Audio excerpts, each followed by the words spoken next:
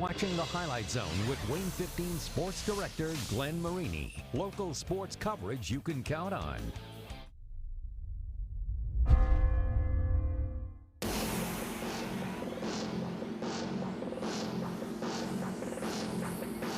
Our mentality is that we want to knock them off, of course. It's completely personal. Just to bring the bell back, it would put some respect back on Bishop Luers. Everyone's going to be amped up a lot more than a normal Friday night. I expect it to be loud, big, good game environment. Treat every week like a playoff week.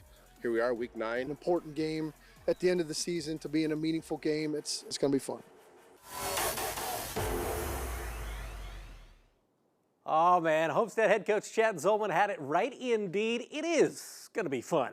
We got a lot of conference championships coming down to the final Friday of the regular season right here on the Highlight Zone. That is especially true, of course, in the SAC, where somebody was going to be ringing the victory bell at the end of the night. But would it be just one team or two teams, maybe three teams? We don't know. Josh Ayen joins us with your Highlight Zone game of the week. Josh. All right, Glenn, the first SAC scenario, pretty straightforward. If Bishop Luers could beat Homestead, the Knights would finish undefeated in conference play and clinch the outright title for the first time since 2011.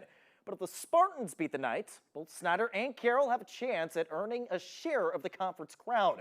Bishop Luers at Homestead, it is your Highlight Zone game of the week.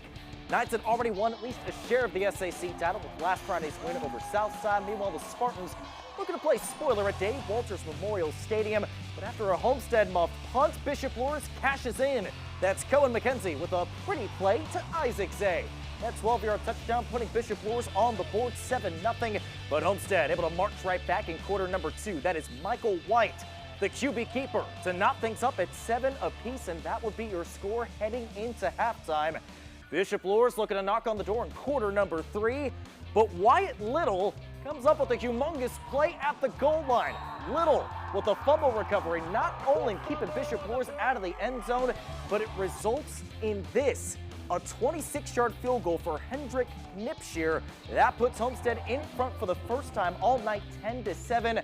But just when you think Homestead is in the clear, think again. It's Finn Sachs forcing the ball loose, and Damian Jackson with the recovery, and with less than 2 minutes to go, Bishop Luers has some life indeed. Not exactly making Chad Zolman happy too, but this Homestead defense playing pretty solid most of the night, coming up with one last humongous play.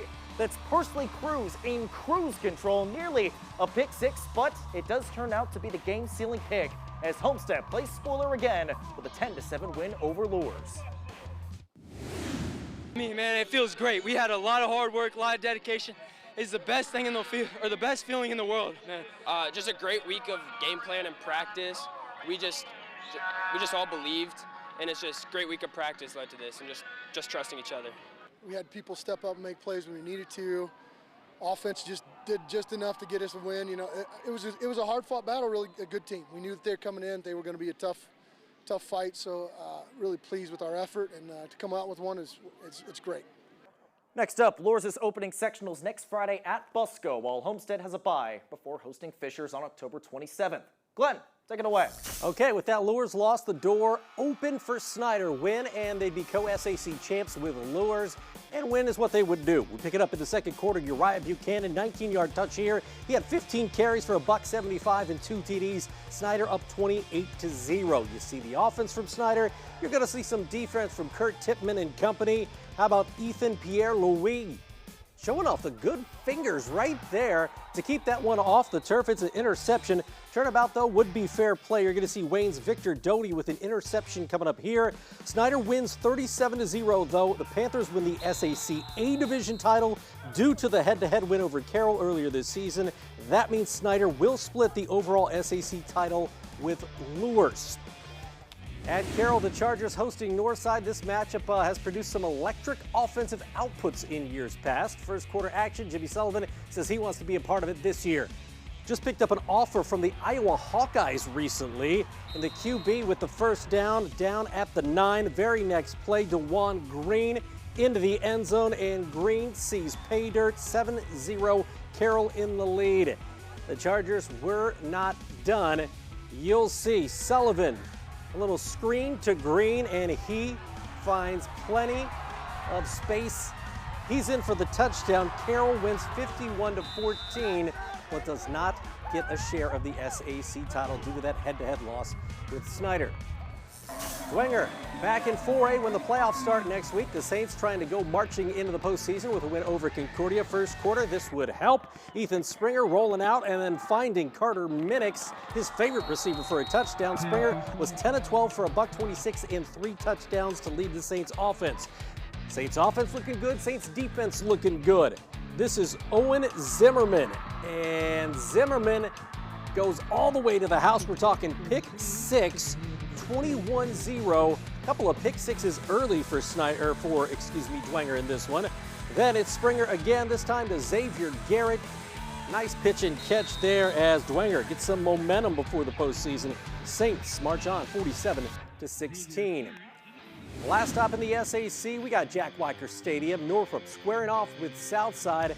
Second quarter is where we pick it up. It's 14-0 Northrop, but Southside looking good here. Silas Portee with the interception. You saw the ball kind of slip out of the quarterback's hands there. It's a pick 6, and it's now a 14-7 game. Southside making a run at it. Later in the second quarter, the freshman Javon Irby with a touchdown to make it 14-all. Apparently when our camera's there, it's all Southside, but Northrop does win this one by a final of 35-17 over the Archers. In the Northeast State, East Noble, New Haven, and Leo all tied in the conference title race. A win by any of those three tonight, and they'd earn a share of the NEA championship. For East Noble, that meant a win over Belmont, and well, East Noble's defense coming up with a turnover here. That's Pace Agee with the fumble recovery, and Luke Amstut's club is in business. It's Xander Brazel. Watch the full extension right there from Keegan Corbin. That is a thing of beauty, and it would eventually lead to this. Tyson Reinbold punches this one home for the Knights. Just the beginning of a big offensive output. East Noble wins 70-7, so East Noble earns a share of the conference crown. New Haven looking to earn its piece of the conference championship. Bulldogs at home against Huntington North, and the Vikings putting up a fight in the early going. This is Tony Decker on the reception, and Decker moseys his way into the end zone. That's a touchdown, and after one, this was a 6-6 ball game. However, in the second quarter, Donovan Williams says, I gotta put the gas down. How about this? The quarterback would scramble down the sideline for a touchdown, and took a while, but the Bulldog offense pulls this one out in a big way, 47-12, so New Haven earns a share of the NEA title. In Waterloo, the Lions looking for their share of that conference crown. Leo facing DeKalb, and Leo looking good on defense here. Second quarter action, it's 7-zip Leo. Caden Hurst and Jax Keller combine with a tackle for loss right there, and eventually the Leo offense would get the ball back. Aiden Mons, big game offensively on the ground for Mons. He had 121 yards and a couple of TDs. There's one of them as Leo stakes itself to a 13-zip lead. You'll see Brock Schott. Check this out. The junior into the backfield right at the snap. It's a thing of beauty if you love defense, and Leo earns its share of the NEA title. That title goes three ways, 43-14 over to Calvin. Final stop in the NEA. Last year's conference champ was Columbia City. The Eagles looking to end the regular season with a win over Norwell. How about some special teams? Stratton Fuller got the block there. What doesn't he do? And it's returned by Cohen Payne all the way back for a touchdown. Yeah, that's pretty impressive. And Columbia City's on the board first, up 7-0. But Norwell hasn't gone the way they've liked it to go this season, but they could use a win to get some momentum before the playoffs. Trey Bodenheimer trying to provide just that. Number 33 going to the house, and that knots it at 7. Later in the second quarter, you're going to see Timothy Bonjour, the running back for Norwell, get into the end zone, and Norwell with a nice win on the road at Columbia City. Knights take it 28-22. Well, that is going to do it for the Northeast State and the SAC tonight, but when we come back, we've got 10 more games to get to. Up at the Swamp, Lakeland having a big season. The Lakers with a good one as they host a Bluffton team looking to make some noise in the 2A playoffs when that starts next week. Meanwhile, Adams Central looks to finish the regular season undefeated and wrap up the ACAC title outright. In Ligonier, West Noble hoping to stay perfect heading into the playoffs, while Warsaw looks to clinch a share of the NLC title at home against Northrop. That, plus we got trips to Eastside, to South Adams, and a whole bunch more. It's all coming your way next in the Zone. We're the Warsaw Tigers. Stay tuned for more highlight zone.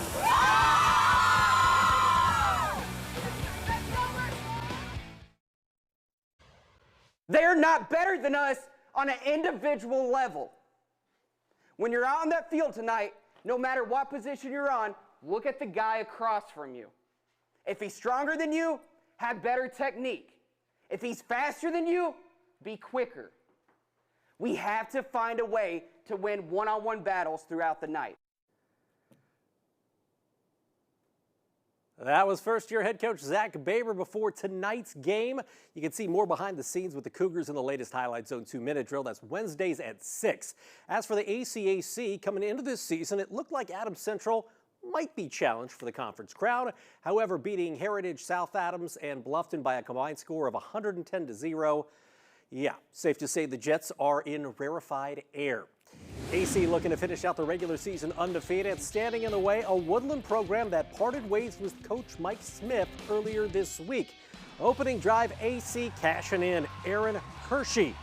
This is a 52-yard scamper, and AC on the board, up 7-0 first, and there would be no let-up in the Jets. Keegan Bloom goes the dynamite with a 7-yard touchdown, and now you're going to see a little special teams action off the punt. This is Jamison Roach, and Roach would take this one to the house, 49 yards on the punt return for a score. Adams Central wins the ACAC outright. They go into the playoffs undefeated, 45-6 your final here. South Adams will travel to Adams Central next week for the first round of sectionals. Starfires looking to tune things up against Southern Wells. We picked this one up in the second quarter. Owen Warner to Hayden Brown, and that is a thing of beauty for the folks in Bern. Touchdown, South Adams up 21-3. A little later, you're going to see West Somerset from Owen Warner. Grant Mosier wanted me to mention that Owen Warner had 5 total touchdowns in this one. He was responsible for 5 scores as South Adams rolls over Southern Wells 48-3. Nice non-conference game up in LaGrange, right? Bluffton ranked 10th in the 2A state poll. Lakeland having a real solid season at 6-2. First quarter action, it's all about Fletcher Wenger. Wenger, the senior for Bluffton. We talked so much about the offense and defense, pretty good too. That's a pick 6. He had 2 of those on the game, but it was 6-zip at that point. Second quarter action, Braden Holbrook finding Kian Arroyo. This is a big game for Lakeland, but they wouldn't get any points out of this drive. And speaking of points, you're going to see Kamel Moore put some points on the board. The sophomore running back for Bluffton, 9 carries, $149, 2 TDs, as Bluffton with a nice road win. They get some momentum going into the 2A playoffs, 32-14 at Lakeland.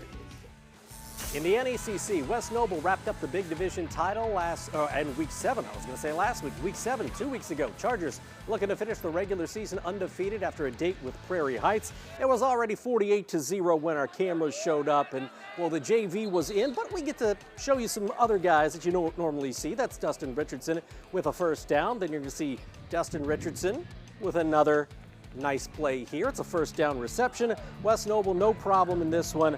The Chargers finish the regular season undefeated, 48-6 here. 48-7, excuse me.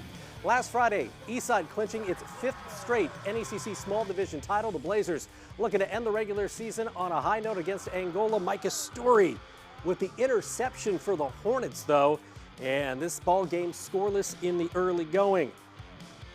Coming the other way, it's E.J. Miller for Eastside with a nice catch here. Beauty of a catch. And guess what? Eastside led a low score, 3-0 at the half.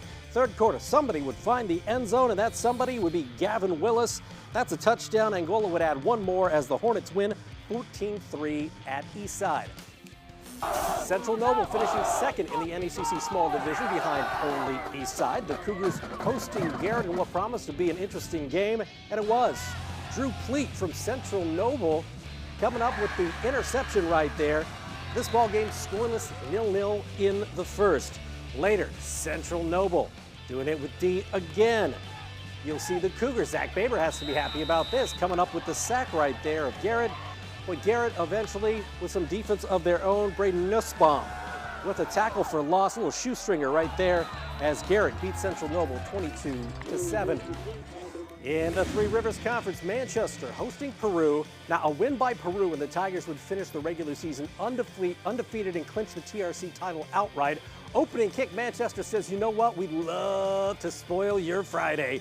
This is Reese Gardy, the sophomore from Manchester. Look at the weight room right there. A little push off the defender. Love it. And it's a touchdown, and just like that, just seconds into the game, the Squires led 6-0. However, that would be their only points, and Peru would score a bunch. Matthew Rutger with the touchdown, and Peru wins 52-6, so Peru finishes 9-0 and wins the TRC outright.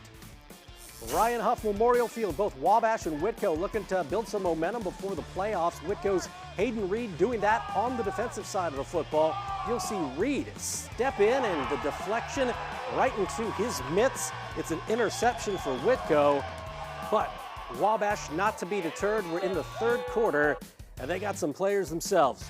Trevor Daughtry from Isaac Wright. It's a beautiful pitch and catch. We've seen those two do it before as Wabash wins at Whitko 35-0. Apaches victorious. NLC, Warsaw hosting Northridge. These two in a three-way title with Mishawaka for the conference lead. Whoever wins this one, winning at least a share of the NLC crown. McLean Miller says, I want a piece of that crown. That's a touchdown for Northridge in the early going, and the Raiders up 7-0. Northridge, though, looking for more here, but it's the Warsaw D, Eric Pohl.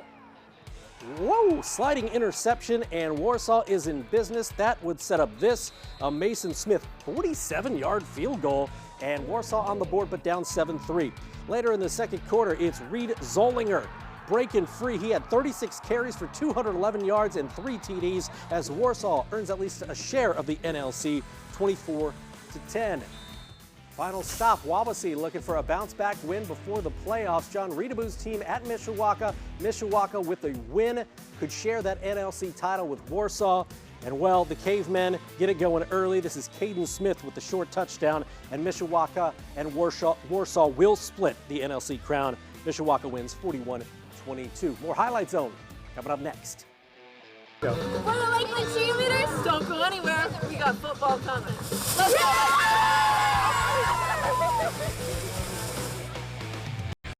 We're the Carroll Chargers, and this is the Neon Nation. Welcome back to the Highlight Zone on your #1 sports station.